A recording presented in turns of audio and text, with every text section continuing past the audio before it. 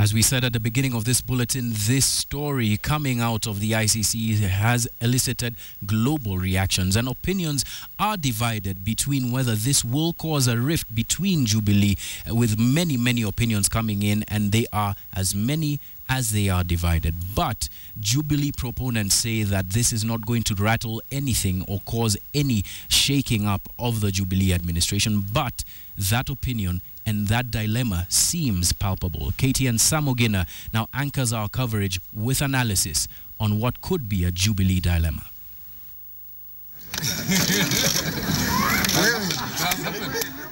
ICC withdrawal of President Uhuru Kenyatta's case marked the collapse of the entire case 2, leaving case 1 against the Deputy President and Joshua Arap Sang.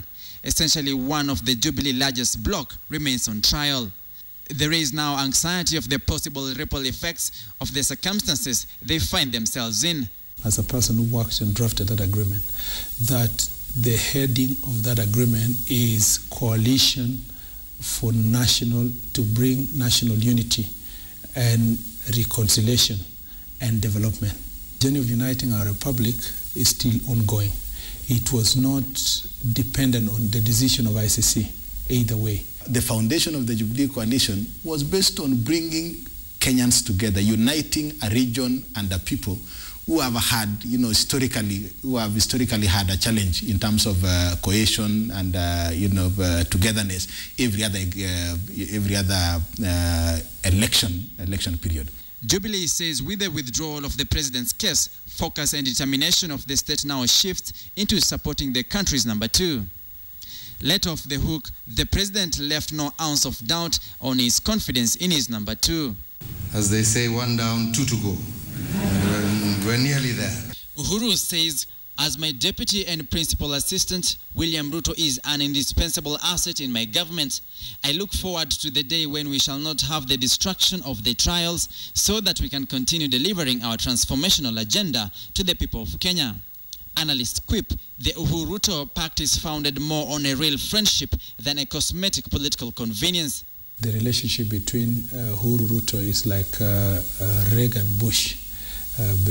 Bush-Reagan relationship was so close that, people were surprised, considering that they were competitors during the Republican primaries, and they had all political ambitions and presidential ambitions, but Bush was willing to wait for Reagan for 10 years before he can come to office. They are both victims of something else. So it would be foolhardy for any of the two sides to blame the other for what is going on at The Hague. Uhuru and Ruto worked together during the KANU days. When KANU's stalwarts walked out of the party protesting the endorsement of Uhuru as a presidential candidate in 2002, Ruto stood by their man. They joined forces with disgruntled NAC elements in 2005 to successfully oppose the constitution before briefly parting ways in 2007 to support different factions. Both would later be named in the list of the Ocampo 6. For us, we now have a stronger, ally to help us in fixing and handling the second case.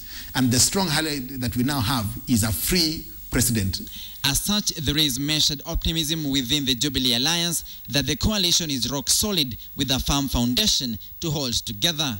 It is checkmate for the ruling alliance, and how it handles its number 2 is likely to determine the longevity of the alliance. Samogina, KTN.